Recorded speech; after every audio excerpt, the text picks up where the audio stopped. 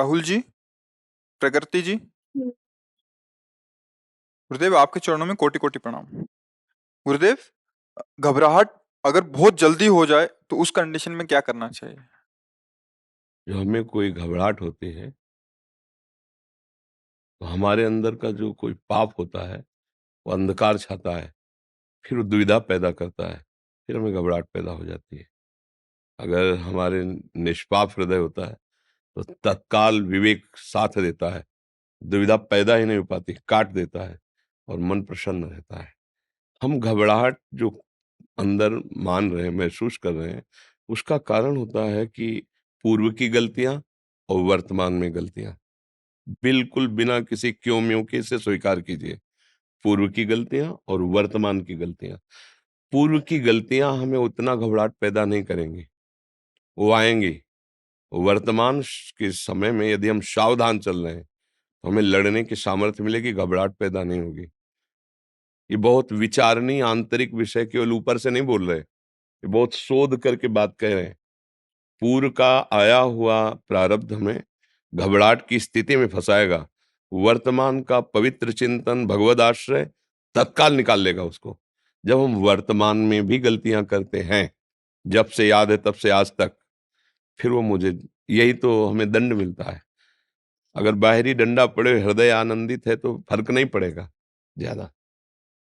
अगर हृदय में बार बार मन मुझे जला रहा है, विषाद दे रहा है, घबराहट पैदा, ये बहुत बड़ी मार होती है। इस मार से बचने के लिए भगवान का आश्रय लेकर नाम जप करो, वो तुम्हें बल प्रदान करेगा कि तुम गलती ना करो। गृहस्थ धर्म में हो, अपने धर्म का परिचय जानो, उसके अनुसार चलो। बहुत सावधानी, मनोरंजन नहीं, सीमा में मनोरंजन करो। सीमा के बाहर मनोरंजन करोगे अपराध बन जाएगा और वही परस्पर भेद पैदा करके दुख पैदा कर देगा। इसलिए सावधान। आप हमारी बात को अंतर में विचारिए और देखिए और उसका निर्णय पाइए। ये अध्यात्म मार्ग की बातें हैं, इसमें जब चलोगे तो स्वयं सुखी हो जाओगे, परिवार को सुखी रखोगे और बहुत प्यार बढ़ जाएगा, आपका जीवन सुखमय। और जब आप अध्यात्म से बिलक चलते हैं तो समझते हैं कोई जानता नहीं, लेकिन जो जानता है वही आपके जानने वालों में ऐसे आचरण पैदा कर देगा, जलोगे देख देख के और दुखी रहोगे। अचानक कोई बात नहीं है, फिर भी आपके अंदर विषाद होगा, शोक होगा, भय होगा, घबराहट होगी। इससे बचने के लिए निर्भय पद भगवान का आश्रय, नाम जप और सही आचरण, फिर आपके देख लेना, फिर घबराहट पैदा नहीं। मृत्यु की बात सुनकर घबराहट पैदा नहीं होगी। ये बात सुन, मृत्यु की, मृत्यु जैसी घबराहट और कौन पैदा कर सकता है? बहुत बड़ी घबराहट, लेकिन उसमें भी आपके सब जग मरने से डरा मेरो मन आनंद, मेरो मन आनंद। देखो, मृत्यु जहां ऐसी भयानक घबराहट पैदा करने वाली है, वहां उपासक क्या कह रहा? मेरो मन आनंद, कब मरी हो और कब भेटी हो पूर्ण परमानंद। इसलिए नाम जप करो, सही आचरणों से चलो, मन गंदे आचरणों की तरफ प्रेरणा करे, उसको डांट लगाओ, उसके अनुसार ना चलो, सब ठीक हो जाएगा। महाराज जी, मन में शांति और संयम कैसे लाया जाए? हाँ, तो उस वही तो उपाय है, इसी से शांति आ जाती। देखो, जो शांति शब्द है ना, श्रद्धावान लभते ज्ञानम तत्परः संयतेन्द्रियः ज्ञानम लब्ध्वा पराम शांति मचिरेणाधिगच्छति। जब हम सत्संग सुनते तो हमें ज्ञान होता है, शास्त्र स्वाध्याय करते हैं तो ज्ञान होता है, और जब ज्ञान होता है तो हम अपनी इंद्रियों को काबू में करते हैं कि गलत आचरण आज के बाद नहीं करेंगे। अब तक जो गलती हुई अब लो नशानी, अब ना नशई हो। फिर उससे जो आनंद प्राप्त होना शुरू होता है, फिर मन शांत होने लगता है। शांति तभी आती है जब बड़े का भरोसा हो जाए।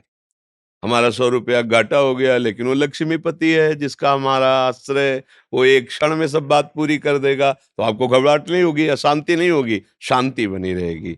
सर्वस्व भगवान को मानने से जो सुख प्राप्त होता है, वो साधारण पदों की तो बात जाने दो, ब्रह्मा जी को भी सुख वो प्राप्त नहीं है। जो एक भक्त को सुख, मेरे सर्वस्व प्राणाराध्य भगवान, और निरंतर चिंतन करते हुए कर्तव्य कर्म करते रहो, लाभ हानि की चिंता मत करो, बहुत बड़ा मालिक तुम्हारे साथ है। मंगल भवन उसका नाम है, जो होगा सब मंगल होगा, क्योंकि हम भगवान की शरण में। इससे शांति मिल जाएगी, इससे आपको आनंद का अनुभव होने लगेगा। मोहन कुमार गुप्ता जी, राधे राधे। महाराज जी, आपके चरणों में कोटि कोटि प्रणाम।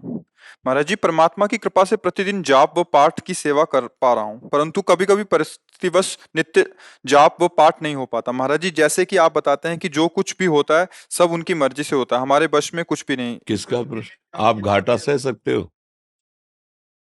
आपको रोज मुनाफा हो रहा हो व्यापार में और आपका अचानक रोज घाटा शुरू हो जाए तो आपको कैसा हृदय में लगेगा? अच्छा नहीं लगेगा ना। बोलो ना, एक जलन सी लगेगी ना। घाटा हो गया। सच्चिदानंद प्रभु का नाम, इससे बड़ा तो कोई लाभ है नहीं। त्रिकाल में नष्ट नहीं होता, जहां भी जाओगे साथ तुम्हारे रहेगा। भगवत वार्ता, भगवत सेवा, भगवत नाम जप, ये छूट जाता है और मुझे चैन से भोजन पाना आता है, नींद आ जाती है, खुशी से हम लोगों से बात कर लेते हैं। इसका मतलब अभी महत्व नहीं जागृत हुआ। अगर महत्व जागृत हो जाएगा तो देखो, धन में महत्व होता है ना। अगर मात्र केवल 5,000 रुपए का रोज घाटा शुरू हो जाए तो आपको अच्छा लगना बंद हो जाएगा। 5,000 घाटा हो गया, चलो आज दूसरे दिन फिर 5,000 घाटा हो गया, तो हमारी दिनचर्या कैसे छूट जाती है। नाम छूट गया और हमें कई करोड़ का लाभ हुआ तो साथ जाएगा क्या? बैंक में पड़ा रहेगा।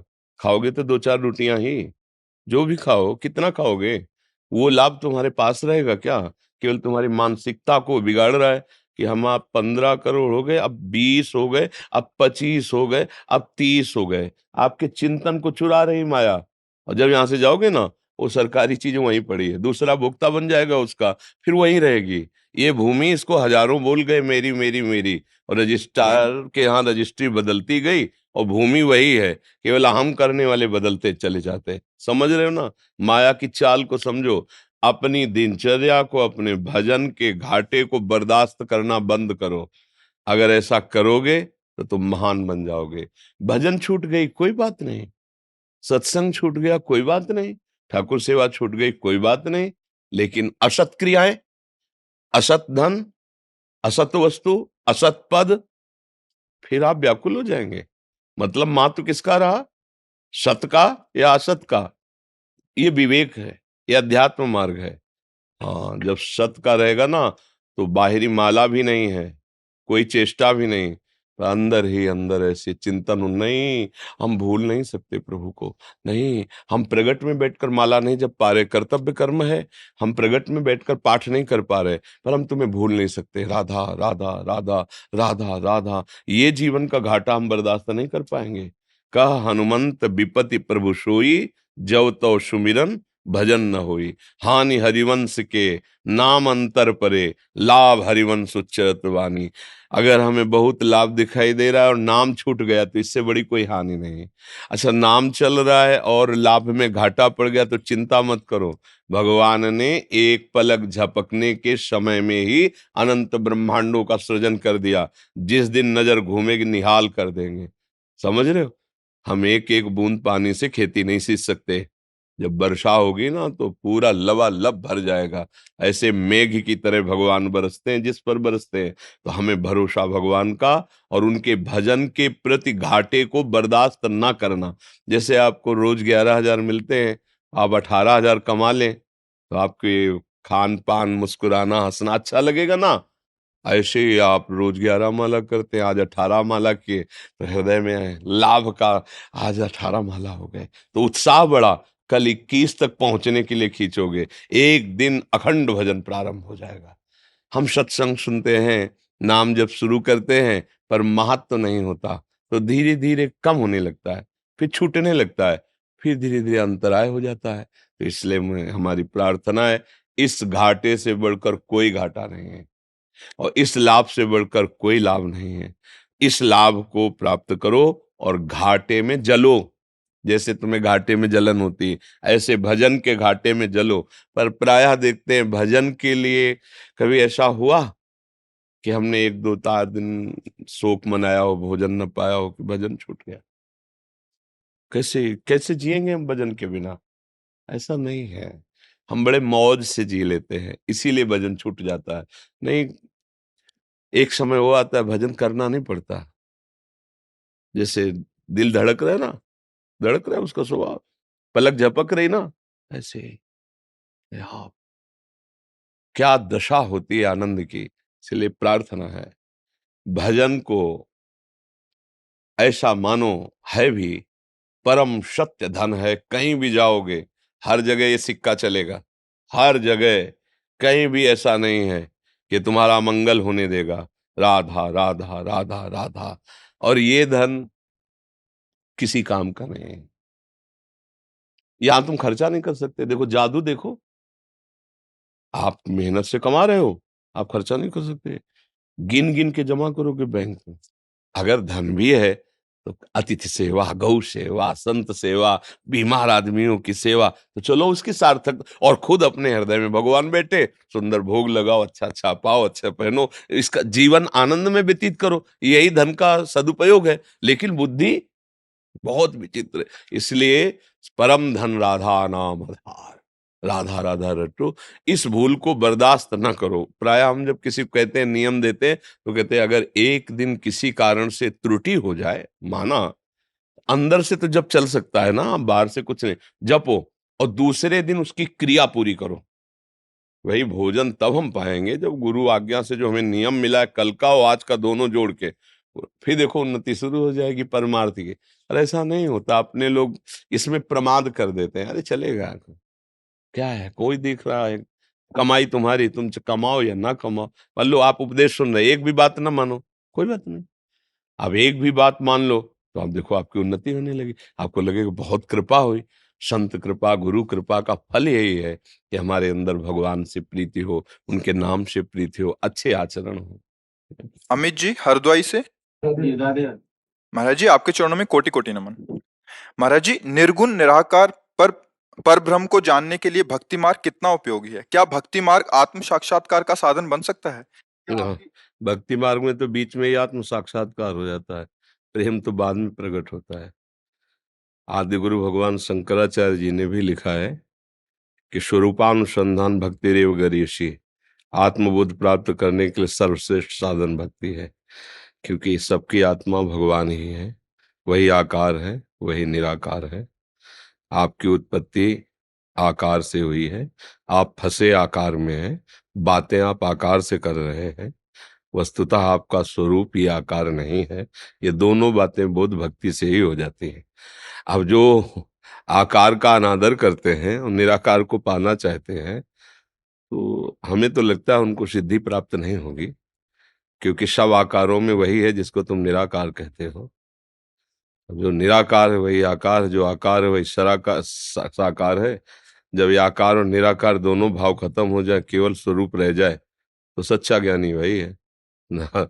आकार भी उसी के, निराकार भी वही है, सब कुछ वही है। शांत हो गया हृदय, अनुभूति हो गई। ये एक दूसरे की निंदा स्तुति, आकार उपासना, निराकार उपासना, इसकी निंदा, इसकी, सब ज्ञान है। ये सब पचड़ा है, प्रपंच है। सीधी बात है। वही व्यक्त है, वही अव्यक्त है, वही अणु से अणु है, वही महान से महान है। समझ रहे ना, अणु अणियान महतो महियान।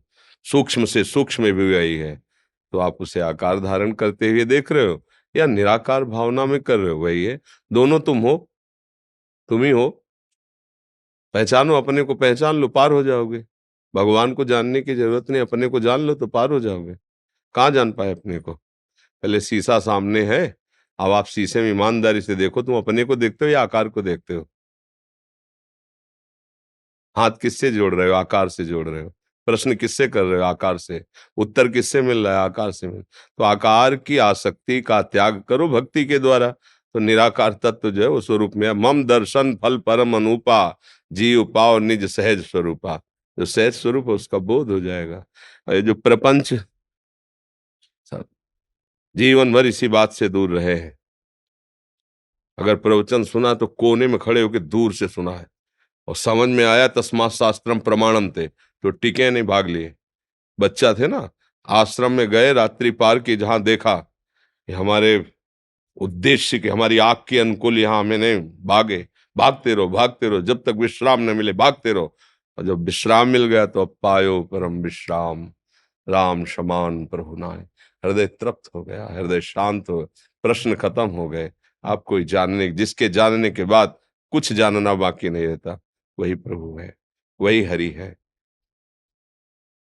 सब भयावह है, सब भयावह है। आप सोचो, सब में रमा है ना, तो ये आकार उसके तो है नहीं, तो कौन रमा है? निराकार ही रमा है ना। तो फिर ये आए आकार कहां से? कौन बना? वेद पढ़ो तो पता चले, एको हम बहुत श्यामा, मैं एक बहुत रूपों में हो जाऊं, वही है। अच्छा, आकार रूप बर्फ है क्या? जल ही तो है ना। जब बर्फ का आकार दो, कोई भी आकार दे दो बर्फ का, वो है क्या? केवल जल, केवल प्योर शुद्ध जल। वो गाढ़ भाव को प्राप्त हुआ तो आकार है, प्रेम भाव को प्राप्त हुआ तो ये आकार है, मोह भाव को प्राप्त हुआ तो ये आकार है। जिस भाव में चलो वही आकार है, वही निराकार है। ये झगड़ा, ये झमेला, ये एक दूसरे की निंदा, ये सब अज्ञान है, सब अज्ञान। कहते को तो अब आप ज्ञानी कम है क्या? आपसे कोई पैर छू के पूछे हमारा कल्याण कैसे होगा, उत्तर दे दोगे आप? नहीं, सब कोई जानता है। जब शौले के जल जलते हैं तो क्या कहते हैं? राम नाम सत्य, मतलब सत्य का गान कर रहे हैं। राम नाम सत्य है, सत्य बोलो मुक्ति है। पूछो कितना सत्य बोलते हो, कितना जपते हो, गा तो रहे हो अब अंतिम समय। तो ज्ञान किसको नहीं? फिर वो दूसरे को समझाते हैं, भैया रो मत, सबको जाना है। हमने सुना है, सब चार बैठे थे और एक एक दूसरे के आंसू पोंछते हो, भैया अब जो बचे हैं उन्हीं को संभालो, अब उनको तो जाना था, यहाँ से सबको जाना पड़ता है, यहाँ सबकी गति यही होती है, भैया संतोष करो। कितना बढ़िया ज्ञान है, मोक्ष प्राप्त हो जाएगा, इसी बात समझ में आ जाए। लेकिन वो क्षणिक ज्ञान है, वो अनुभूति का ज्ञान नहीं। ऐसे ही ये जितनी निंदा स्तुति झगड़ा झमेला होते ना, मेरा बड़ा तेरा छोटा, मेरी ये निराकार तेरी ये साकार, ये दोनों को प्रणाम है, पर अपना संबंध नहीं है, अपनी पहुंच नहीं है। ऐसे इनसे बहुत सर्व प्रपंच त्याग करके जब चित्त से उस चिदानंद का चिंतन होता है, वो सब कुछ है, यही अनुभव आ जाता है। वो सब कुछ है, मत्तः परतरम नान्यत किंचिदस्ति धनंजय, गीता जी। और ब्रह्मसूत्र, सर्वम खलमिदम ब्रह्मणे नानास्ति किंचन। उपनिषद, ईशावास्यमिदं सर्वम यत्किंचे जगत्याम जगत, कोई कण ऐसा नहीं जो ईश्वर न बनाओ। साक्षात्कार करो, साधना करो, अनुभूति करो, वही वो है, वही वो है, दूसरा कुछ नहीं है। दूसरा, गोपीजन भगवान श्री कृष्ण से प्यार करते हैं, प्रेम करते हैं, अद्वितीय प्रेमी है। पर कितनी बड़ी ज्ञानी है, कह रही विनय में कह रही, न खल गोपिका नंदनो भवा, नखिल आत्मा देह मंत्र दी। समस्त हृदयों में आत्म तत्व रूप से आप ही विराजमान हो। मैं जानती हूं कि तुम केवल गोपिका नंदन रूप नहीं हो, केवल नंद नंदन रूप में नहीं हो, आप ही चराचर। क्या ज्ञान नहीं है? निराकार का ज्ञान नहीं है? नखल गोपिका नंदनो भवा, नखिल देहिरान, जितने भी देही हैं उन सब में आप विराजमान हो।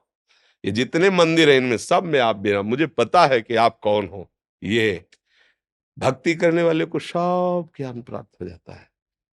बस लगो, असलियत में लगो। जो ये निंदा स्तुति करते हैं उन्हीं से पूछो, तुम आकार की निंदा करते हो ना? जैसे आकार की निंदा कर, अरे मूर्ति पूजा करते, कोई भी हो निंदा करता है। हम कहते हैं बिना गुरु के तुम्हें आज तक कुछ ज्ञान प्राप्त हुआ क्या? गुरु बनाओगे ना, गुरु है ना, चाहे जिस मार्ग के हो, तो निराकार को गुरु बना लेते हैं।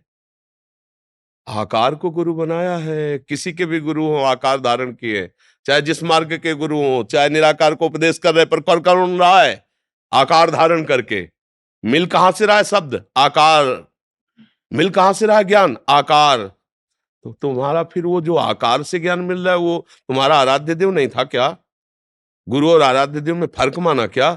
तो वही आकार है। आप बिल्कुल देखो, जो ज्ञान मार्ग, बिल्कुल मूर्ति पूजा न करो, लेकिन गुरु पूजा करोगे ना, गुरु को माला पहनाओगे ना, साष्टांग दंडवत करोगे ना, वही तो हो रहा है। हो क्या रहा है? वही आकार है जिसकी तुम पूजा कर रहे हो, उसी से तुम्हें ज्ञान तो है नहीं ना, वो शुद्ध ज्ञान नहीं है ना, तो वो वस्तु प्राप्त नहीं होते। फिर एक दूसरे के गाली गलौज निंदा स्तुति, यहां तक कि मारपीट भी शुरू हो जाती है। बोले क्या हो रहा है?